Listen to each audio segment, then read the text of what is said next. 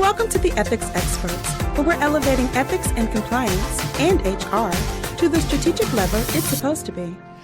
So I'm excited to get you on the Ethics Experts. We had a really cool, really fun pre-show.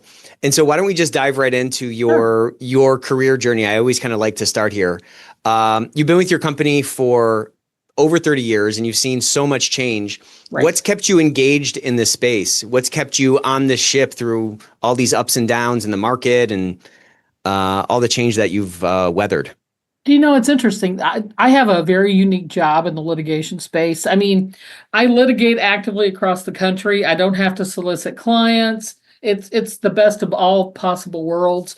I love the people I work with and I love my work. I mean, those are probably the biggest things. But, you know, I also represent a company that I think is a good corporate citizen and tries to do the right thing. So that helps a lot. And the company philosophies resonate with me personally. And that just makes my job that much easier, that much more enjoyable. And I have a great team. Paralegals, admins, lawyers, they're all fantastic. So a lot of good things to commend this job. The corporate philosophy, was that something that attracted you to the business, or is that something that over time it's really resonated with you and kind of kept you there? You know, because I mean, sometimes people like select their company based on that kind of a thing. How has that been for you? You know, really, I came here because I wanted to litigate, and I didn't come from a background where I had a lot of clients that I could bring to the table and be a rainmaker in a firm. So this was a good opportunity. The first firm I was at that eventually got bought out by my current company, it was a company where you really did fight everything to the tooth and nail, no matter what. That was the philosophy, and there's nothing wrong with that. As long as it was legal and you had a defense, you were expected to pursue it, and that's fine. When we got bought out by my current employer, though, whether or not to pursue something became a different issue. Now it wasn't just, is it legal, but is it the right thing to do? Does it impact the brand in some way? Is there a moral question that maybe we shouldn't do this or we should do this? And I've had 3 GCs all of whom have been terrific, and they've all had that same mindset.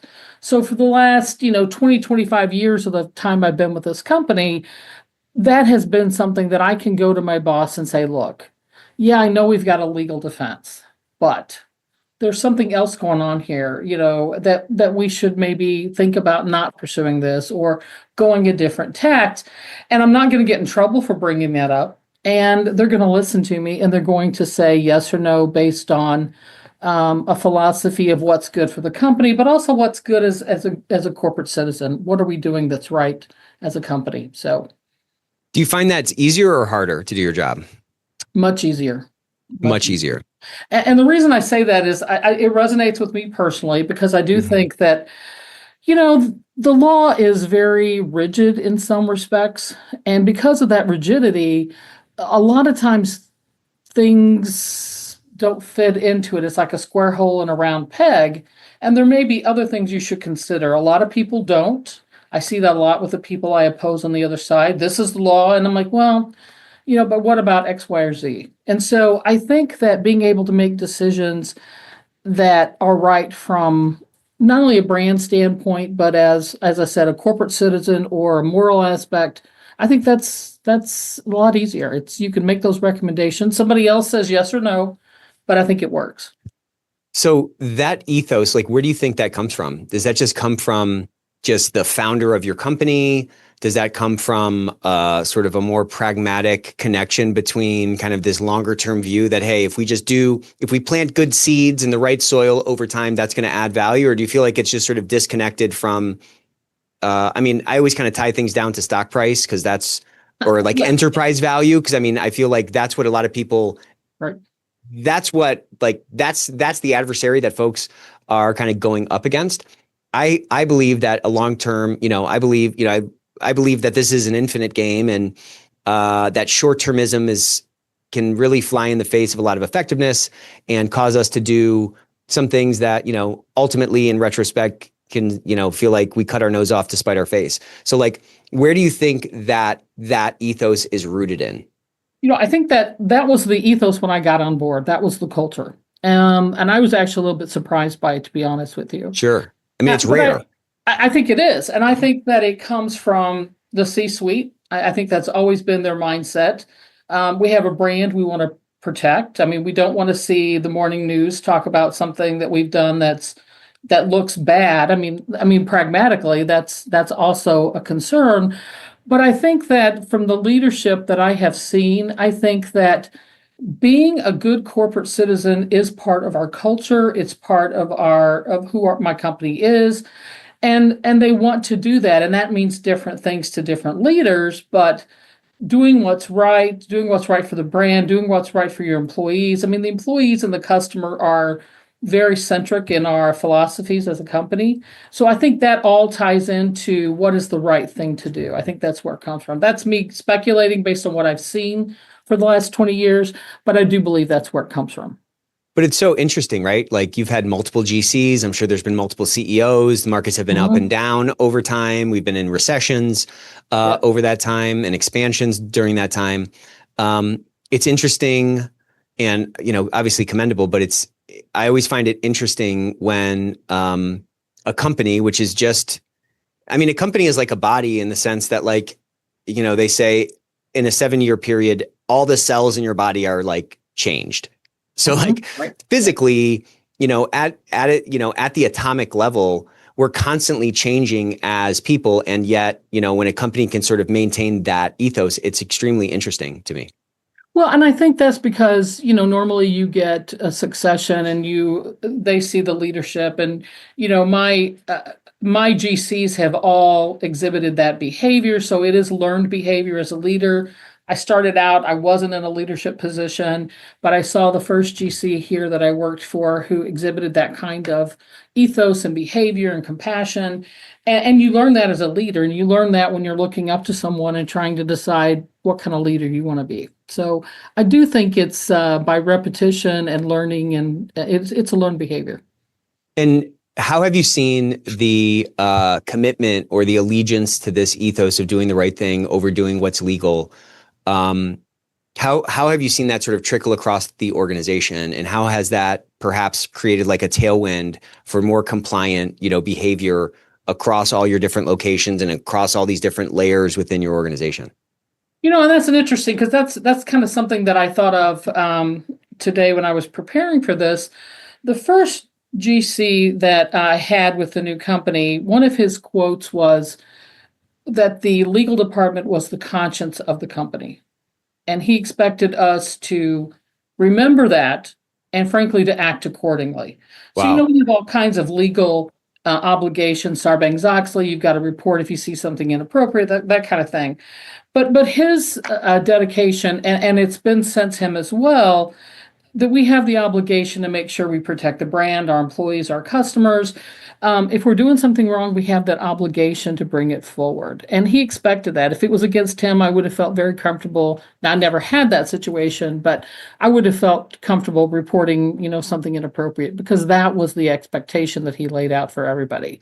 And if we had a group meeting, that was always a topic that came up is, we are the conscience of the company. We need to make sure that we do things that are legal. And then in this a very litigious environment that we all live in, obviously not following the law is dangerous. So obviously we try to make sure we dot our I's and cross our T's on the legal aspects of our cases, of our policies and our procedures. But there is that philosophy that we should make sure that everybody in the company is doing what they're supposed to be doing. And we do, I think. Yeah, I love that. In our pre-show, you talked about, you had this really cool quote that has stuck with me.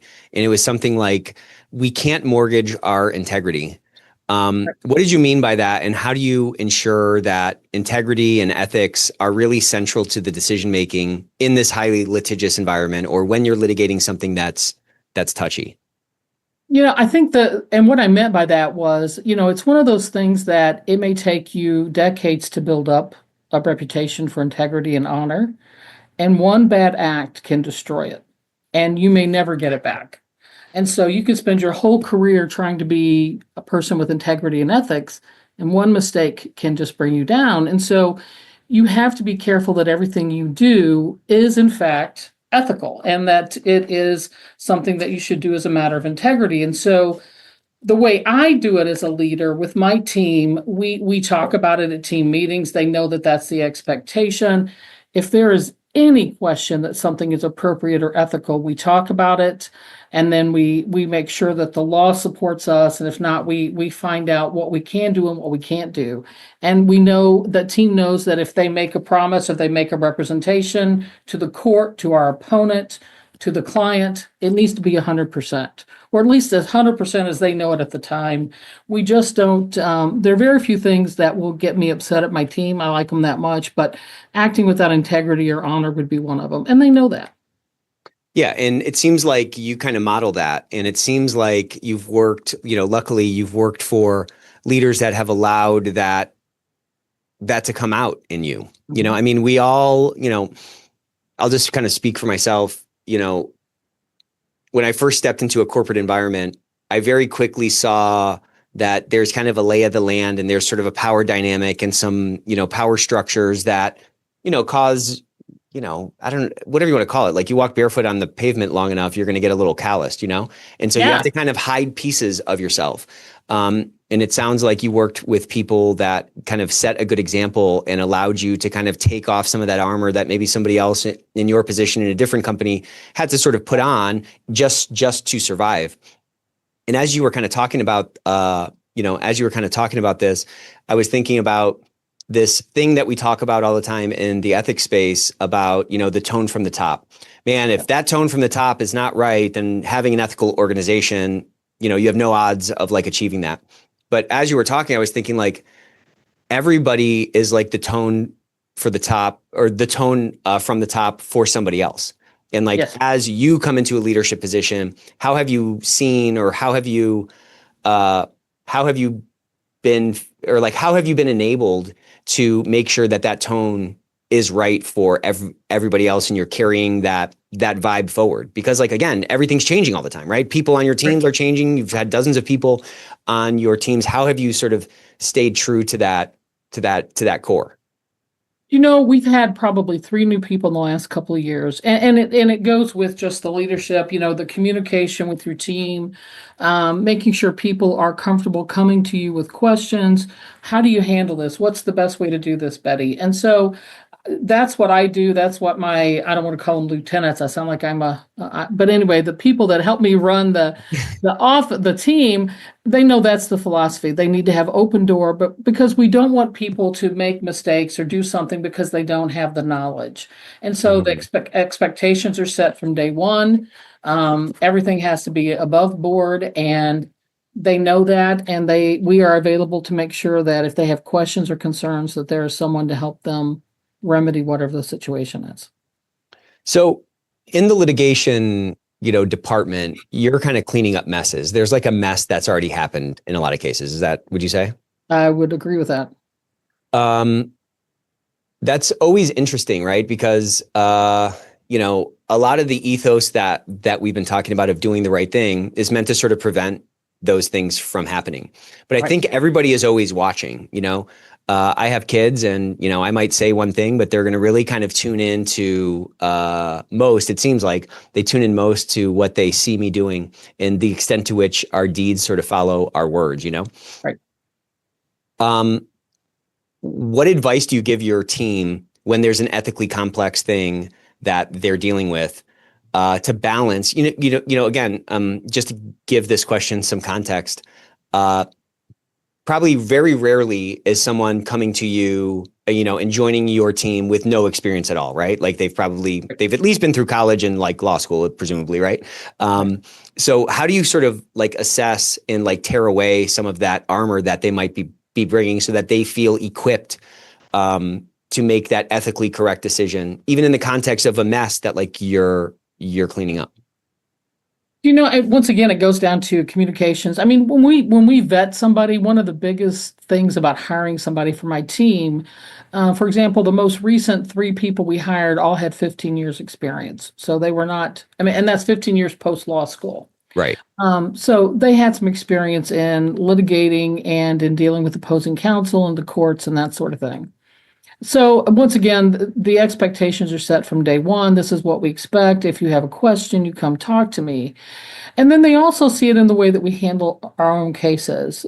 For example, a couple of years ago, just to give you an example of this, Yeah. I had a case. It was hard fought over in San Francisco. I had some senior executives who were really wanting to help fight this case. And then in the middle of it, the company had a reduction in force. And a couple of my key witnesses were going to be let go. Now, not immediately, but a couple months down the line. And so we're fighting this case, and they are loyal and they want to fight the case and they want to do what's right to defend us. But also, they are thinking about what's the next step for me? What's the next stage of my career?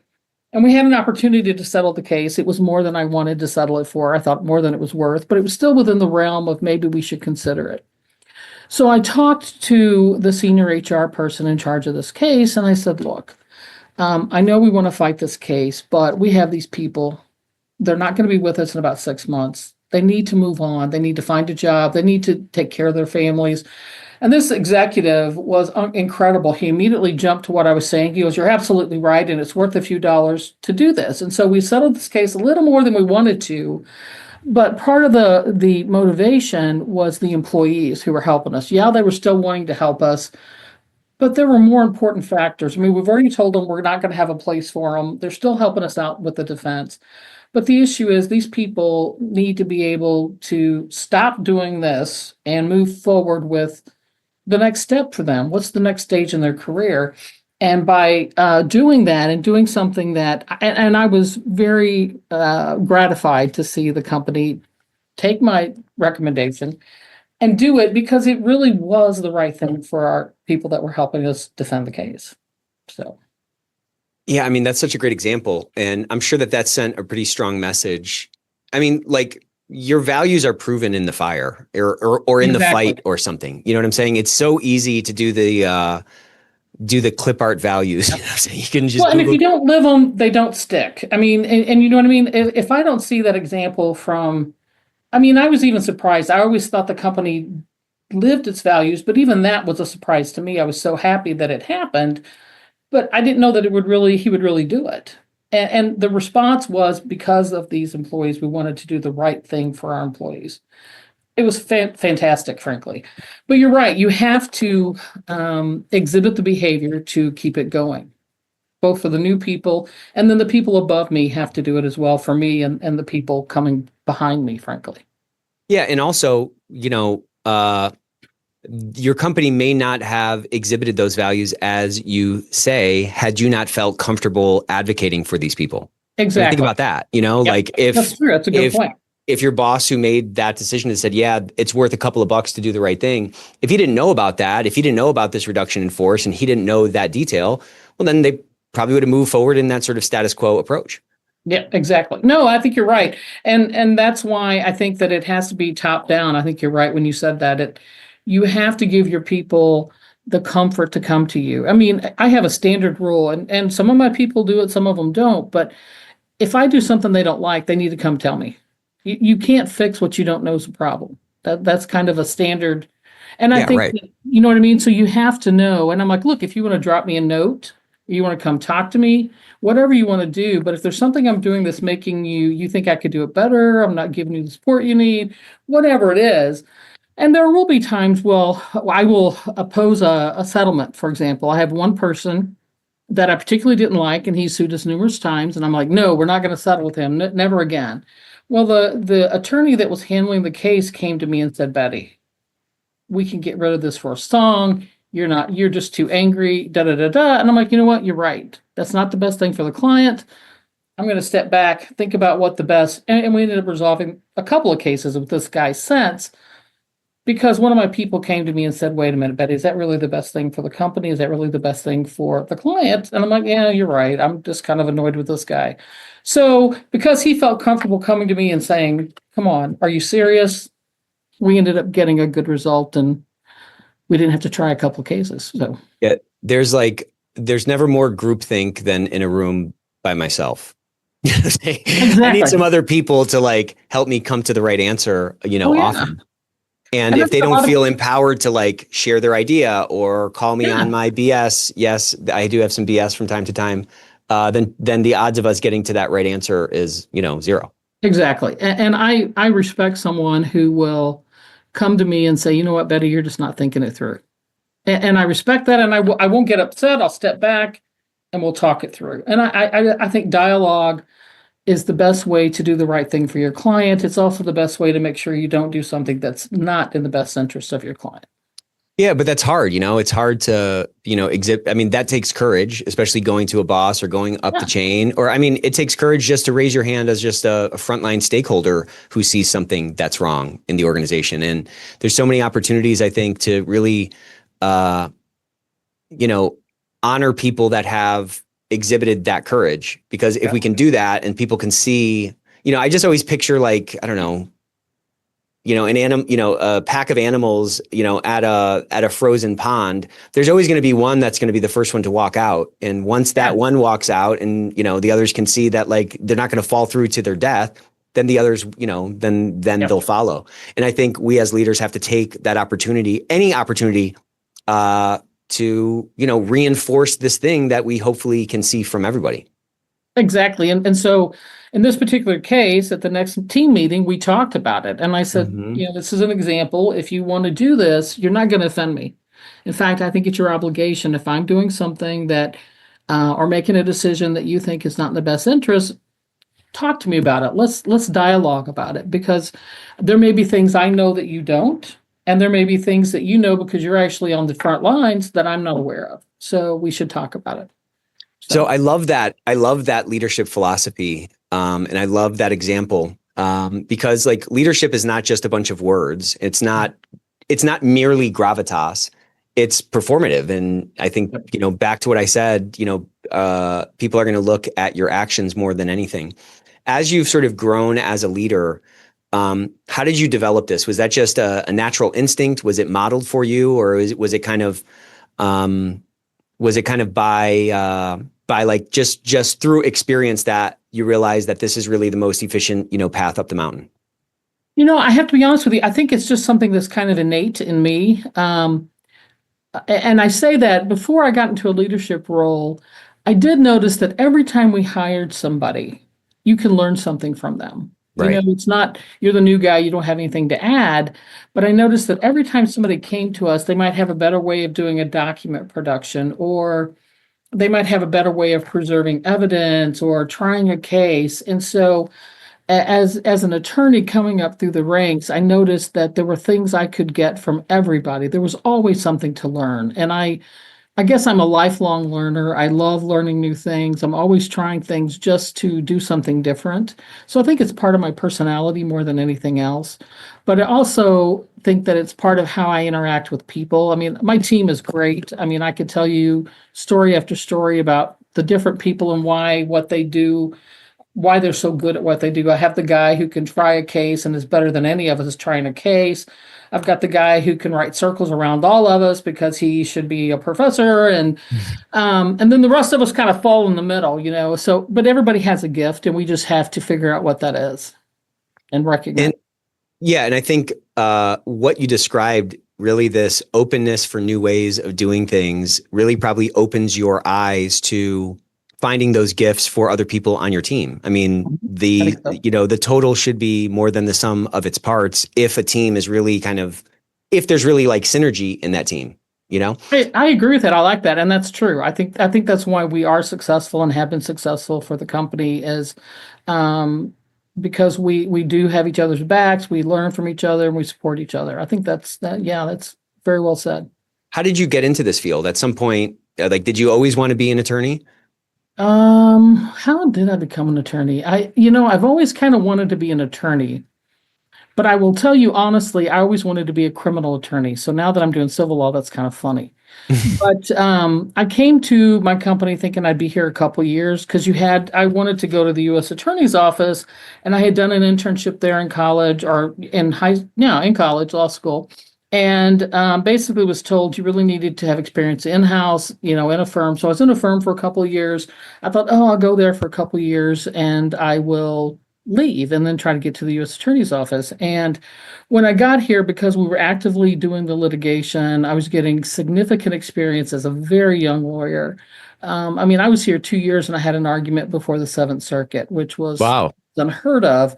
And it was exciting. I mean, nowhere else could I get that kind of experience, even at the U.S. Attorney's Office, probably. So, I stayed a little bit longer, and then next thing I know, it's 33 years. How crazy. I mean, but It also goes fast. how lucky in a way, I mean, that's a very rare thing, particularly today. Yeah, I agree. And the mass of people at the office have changed over the 30 years. And now, it's funny, when I started, I was just telling my husband this the other day, when I started, I was the baby attorney, and now I'm the sage, so to speak. So it's interesting to see the transition over, the 30 years. What attracted you to litigation? Because there's 1,000 paths out of law school. There are 1,000 paths. I guess I watched too much LA Law. That's my best guess.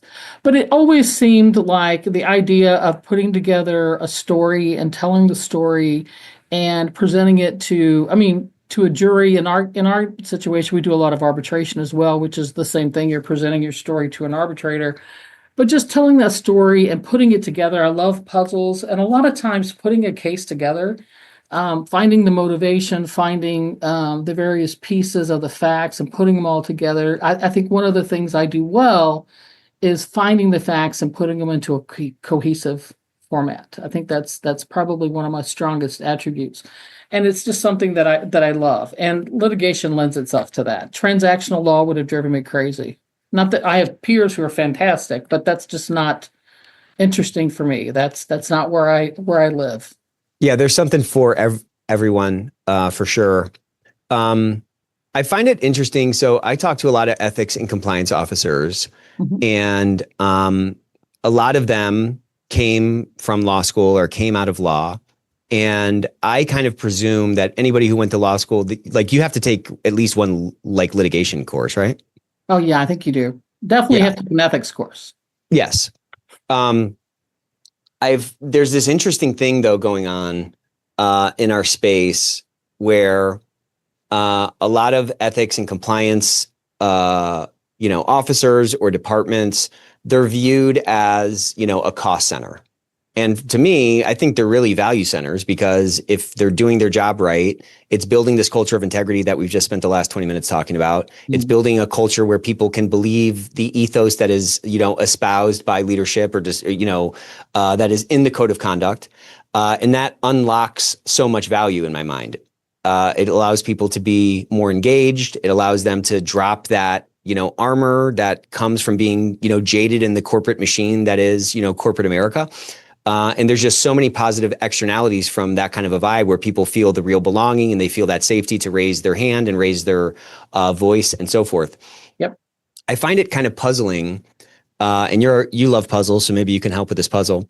I find it puzzling how these professionals who have come out of law, who have been versed to some degree in argumentation, in building a case and making a compelling argument and telling a compelling story, struggle to apply those same skills within the business to show their value, to paint that picture, and ultimately get the resources they need. Like the cost, the cost of being a cost center is you never get the resources you need, and you're looking out over the fence at all these green pastures, marketing, all these other departments who are getting money thrown at them. Like, why do you think that is the case? Like that, this skill, this, we have this tool. Many of us are well versed in this tool. Like, there's no idiot. Like, I don't talk to any idiots in this space. Everybody's smart. Everybody cares. But it's almost like there's this disconnect to say, like, oh yeah, I have a hammer here, and I got to pound this nail in. Like, why do you think that is? I think part of it is just corporate. The way corporations are set up. I mean, you've got to add value. You've got to bring the bottom line is really where the measurement is, what the stock looks like. And I think legal departments in general are considered to be agree. Cost. They don't bring value. And one of the things that we have always done as an in-house litigation team is, we can point to what we would pay outside counsel to do what we do, and it would cost a lot more. And so we do add value, and I think we can prove that just because of the amount of work we do. But I think that's corporate right as far as having legal departments be a cost center, not, contributing to the bottom line.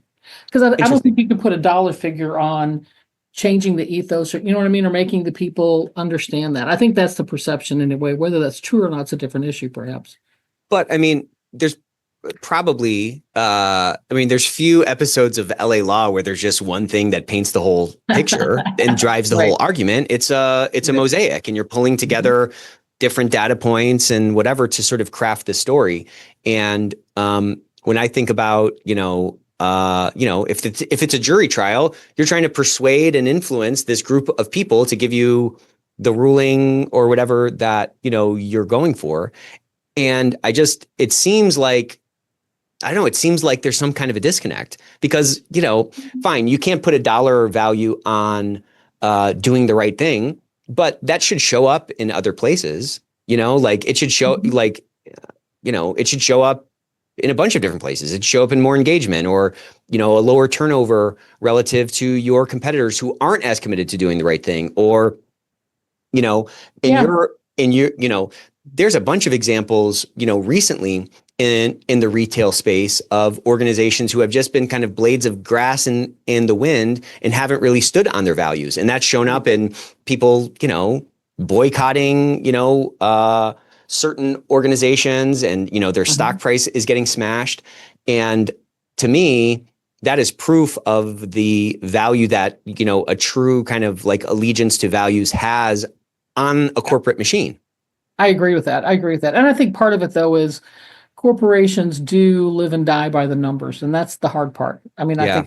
I think that's the answer. But I think good corporations understand that, and they have good legal teams, and they listen to them. So there is a value that gets spread across the organization. It may just not be measurable from the standpoint of what goodwill that generates in the public and the community at large.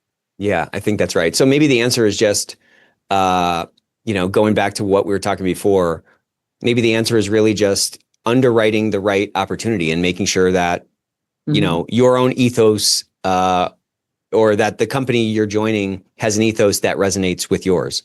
Yep, I think that's right. I can't imagine working for a company where I didn't feel like I could be who I am, whether that's,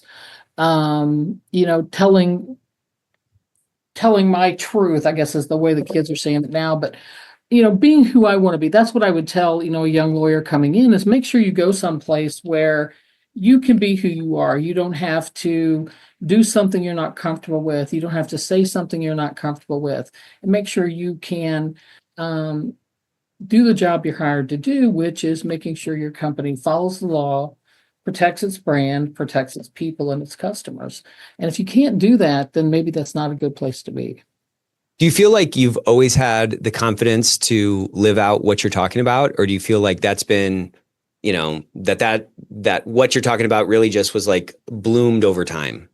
It bloomed over time, and I will tell you, it probably bloomed the most once I became in a leadership role, because you feel like you have a little more control, and that's the reality of it. I don't know that it would be fair to be super critical of a lawyer who came in very new and didn't feel comfortable, making waves because they saw something that they were uncomfortable with. I think that's tremendously difficult. I don't know. Yeah, and I guess it takes time to find your voice. There's and maybe finding your voice is starting to like know who you are, and like maybe you can't be true to yourself if you don't even know who you are. Right. And I think it depends on when you come into the business, and what kind of experiences you had. I think somebody coming right out of law school, that's going to be very difficult to find their voice. But yeah, I think that's right. Go ahead. Yeah, but no, it's okay. I was just going to say, but we've hired lawyers that are 15 years out. They've had some experience. They've had some leadership roles, and so they feel a little bit more comfortable, especially when they're encouraged to step up and speak out. But I think leaders have that obligation to encourage their people to do that as well. Isn't that crazy? I mean, I say all the time that like the people who you're closest to outside of work, they know the real you. Right. And you don't have that pretense, and you don't have this like facade up. And then we spend most of our time in this other kind of world, this like this other environment, the work world, living in those four walls. And at least myself, like I felt like I showed up for so long as like a different person. And it wasn't until I got maybe more mature or more confident in myself to just be my true self. It's like only then did I start to gain traction. And only then that it, is is my influence able to like be, closer to its potential, or the impact that is, potentially out there, more closely like achieved. You know what I mean? That's interesting you say that, because one of the conversations I've had with friends and my husband is that I finally feel like my work personality and my home personality are so much closer to the same. Yeah, right. Yeah, there were times when I'd say, well, you wouldn't see me at work, I'd be a different person. And that's true. I would be. I mean, effectively. But I don't think that's the case anymore. I think age, I think age has a role in it as well, and maturity and so on. Yeah, I think that's right. I was talking to this young guy, and like this guy is golden. Like he's going to be phenomenal. But you could tell that, it was like he was working in our company. It was like his first, corporate job. And I could just see how guarded he was. And I was really like, man, like the real you is the guy, like that's who people are going to buy, regardless of what your role is. Like we're all selling something. We're selling ourselves. We're selling our idea. And, I don't know. It's hard to speak through a veil, it's hard to speak. Yeah, that's exactly right. That's a good way to put it. It's amazing when I look back at who I was right out of law school and the attorney I am now and the person I am now. I mean, there's kind of a wide gulf there. It's amazing when I think about it. Yeah, it's so crazy. So if we could go back in time, as we're getting to the end here, and you could find a young Betty and give her a piece of advice, like what is that piece of advice you wish you had when you were younger? When I was younger, I think the idea is what we just talked about: show up as yourself. I know that's hard to do, but to encourage myself to do that, and not to. I mean, I think the first 2 years I practiced in a firm, I absolutely hated the practice of law, despised it. And when I got to my current employer and started actually litigating, because as a young lawyer, you're stuck in the library. That's what you're doing. That is no fun. I don't care what anybody tells you. But when I actually got to start being in charge of my own cases and actually doing what I think I was meant to do, and I think what I would tell myself, if you're unhappy, leave. I mean, a lot of employers may not want to hear that, but I think that if you're unhappy, there's a reason for it. It's either it's not the right place for you, you're not being able to be your true self, and either one of those is probably a good reason to leave. Yeah, just because like a shoe doesn't fit your foot doesn't mean that there's something wrong with your foot. Exactly. That is exactly right. That's 100% it. And I think that initially I thought, man, I don't like practicing law. You spend all this time and money going through law school. What are you going to do? I just hadn't found the right place to practice law. That was the issue. And what about this thing of like doing it your way? I mean, I feel like in so many different things that I've gotten involved with, I've sort of assumed that there's some recipe, like there is like, this is the way, and obviously there are recipes, like there's a certain recipe to make a beef Wellington, but there's so much room in any creative endeavor, which is what all our work is in this knowledge work economy. Like our application of our gifts is directly drives our work product. You know what I mean? Mm-hmm. Like, what would you tell somebody who's kind of stuck in that thing? I mean, who maybe isn't working with somebody who is as open as you are, or as tuned into the gifts that they have, who is feeling like, a little stifled? Is it just, hey, start experimenting? Is it, be your true self and let the chips fall where they may? Like, how do we help those kinds of folks? Because I just felt like trapped in that quicksand for so long. No, and I understand that. And I think that was part of my issue at the firm. And I think when I became a leader, I felt freer to do my own thing, because I have a certain style with respect to when we settle cases, when we don't. I can be a certain way in a deposition. There's certain procedures, and some of them are not what you would normally expect. It's not the classical view of it, and that's okay. I have learned that works for me, and I think that I would tell these lawyers that they have to find what works for them. When we teach a new lawyer to do a deposition, I want them to see 3 or 4 people do a deposition. And the reason is, Yeah. one style doesn't fit everybody. You need to see my style, see this person's style, and see if you can craft your own style out of the pieces of that or something completely different.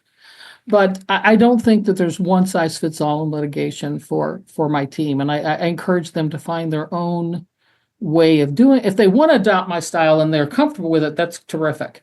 But if they think I'm too aggressive and they want to be, one of my guys is always friends with his opponents, I'm like, that's terrific. He's nicer than I am, so that makes sense. But it's okay to be different, and I don't expect everybody to be the same way as I am. And I think that leaders have to give their people that freedom so their people can develop and you can get their potential. Otherwise, you're not going to let them meet their potential, and I think that does a disservice to your organization. Yeah, and it does a disservice to them as people. I mean, as you get more comfortable, making the dish your way, you can just add so much flair, and you can put so much more of yourself into it, and put so much more creativity, as opposed to like constantly editing ourselves. We had our friends had us over for dinner last night, and my buddy made chicken piccata, and it was phenomenal. And I was like, oh man, I want to make this. And so I was looking through YouTube, like, recipes for chicken piccata, and like every recipe was a little different. And I was like, okay, well, this is kind of the shape of the dish. This is how you do it. And, I was starting to get ideas on how I could make it. But it's like, I have to keep learning that lesson over and over again, that there's no just one way up the mountain. There's 100 paths up the mountain. You know what I mean? And there's so much freedom in that, But you probably do the same thing I do. I mean, I'm constantly evolving my craft and how I practice. And I have a guy who tries cases that's brilliant. And I'm like, every time I see him try a case, I get a new idea for something I want to try. And so I don't feel like I'm ever done learning how to be a lawyer. I guess they call it the practice of law for a reason. But I think that even the leaders need to be willing to keep changing the recipe a little bit. Yeah. And I think as we wrap up, maybe we can end on this, like that openness to new ideas really does prevent us from like calcifying into what I think the most dangerous person is, which is someone who's seen it all. I've seen it all before. It's like, well, no, you haven't. You technically haven't. And things are changing all the time. And it's so easy to fall into these like old traps where this rigidity really can limit our flexibility of, new ideas, the application of new ideas, And I think it's boring. I mean, it is boring. It's like, yes, I've got a few more years I want to work. Do I really want to do the same thing every day, the same way over and over and over? Right. I think staleness impacts your effectiveness. And in addition to your interest level, but I think it will impact your effectiveness for your client and frankly, your leadership for your team. You've got to be willing to change so they can evolve as well. I love it. Well, Betty, thank you so much for coming. This was so fun. I feel ready to try some new things. And I just appreciate how generous you've been with your experiences, because there's so much to learn from your journey. Well, thank you so much. I enjoyed it, and good luck with the piccata. Thanks. Take care.